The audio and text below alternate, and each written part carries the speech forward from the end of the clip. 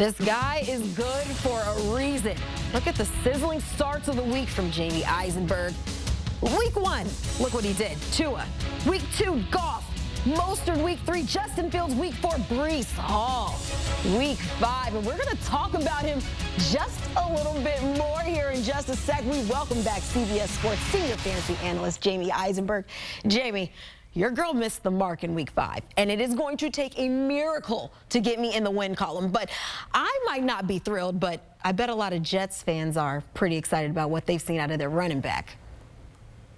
Breece Hall looked impressive. I think a big part of it was obviously facing the Broncos, but, you heard coming into the game, Robert Saleh say, no more pitch count. And that's what we saw. We saw him able to get the workload that we've been waiting for.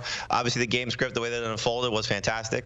That they were playing for Nathaniel Hackett and just, that whole storyline and how that unfolded. But it was just great to see Breece Hall come out and look like the star running back that he's capable of performing at this level. And so it's going to be an interesting test in week 6 as they take on a tough Eagles run defense. We saw them shut down a good running back in Kyren Williams. But when Breece Hall is right, and he looked right again, he's going to be one of the top-tier running backs in fantasy. So it was great to see him perform at this level, and just hope that this is a sign of things to come.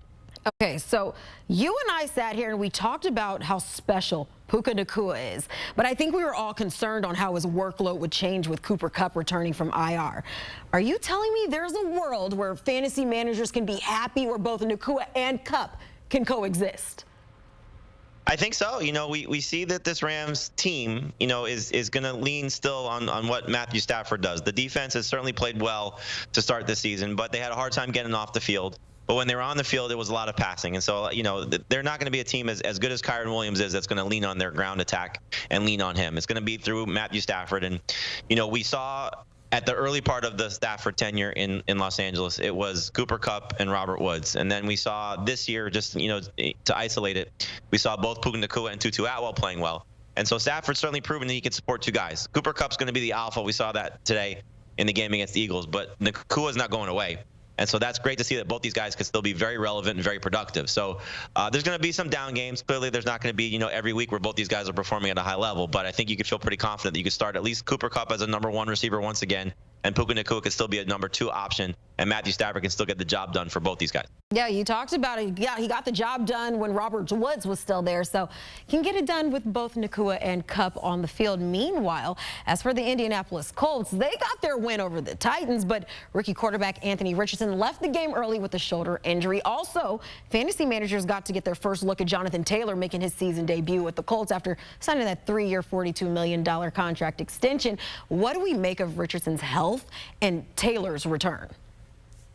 We're going to be waiting to see, and this really stinks because we saw, after the week 1 game, he looked great and then suffered the concussion in week 2 after a strong first half. And then he came back in week 4 against the Rams and looked like the star quarterback that we thought he could be, star fantasy option that we thought he could be.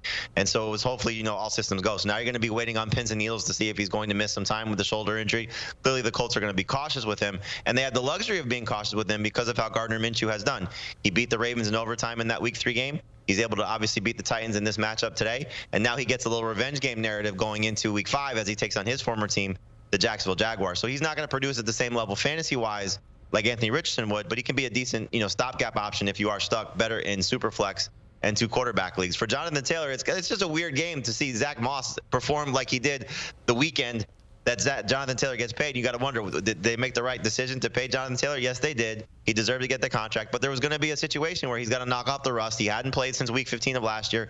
Very limited work this offseason, obviously. No practice time in training camp and no preseason action. So the best of Jonathan Taylor is yet to come. Make some offers to buy low on him because you see what Zach Moss has been able to do in this offense. Jonathan Taylor will be able to do that and probably enhance it. So I'm still not, worried about Jonathan Taylor. I'm actually more encouraged because of what Zach Moss has done because, again, Jonathan Taylor, much better player. So buy low if you can, and hopefully you can get the best of Jonathan Taylor rest of season.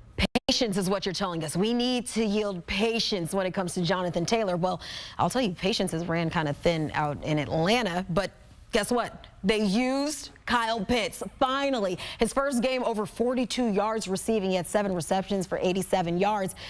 Have they figured out how to use him? Do we go forward with Kyle Pitts?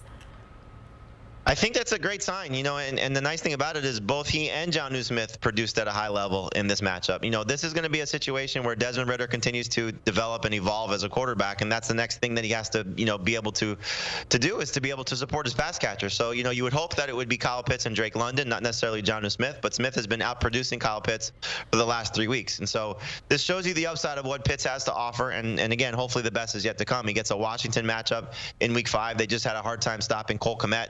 So that's something that you can see Pitts building on. It's not a bad situation to try and sell high on him if you have a second tight end that you've been using the last couple of weeks while Pitts has been struggling, and you can still pivot to that player while getting something great in return for Pitts, because the name value will carry some weight, and clearly this production from week 5 will as well. But if you're going to get this type of attention, targets, production, you'll be thrilled with Kyle Pitts. He will live up to the breakout potential that he still has. So don't necessarily give him away, but it's not a bad sell high candidate. I'm going to give you a bonus storyline because we should probably talk about it. All right. Good to see Joe Burrow back. Good to see Joe Burrow back. That was just awesome. Again, hopefully he's healthy, ready to go. So love the situation for the Cincinnati Bengals against the Cardinals. Yeah, and I was the fool that put him on my bench coming into this one. We all did. You're not a fool. We all did. Okay, I appreciate that. Just keep my fantasy team in your thoughts and prayers. That's all I ask. I will. Jamey, I appreciate the time. And if you want more from Jamey, you're going to want to check out the Fantasy Football Today podcast. Jamey's joined by Heath Cummings, Dave Richard, and Adam Azer throughout the year, giving you all the advice you need to win your leagues like I need. And it's available wherever you get your podcasts.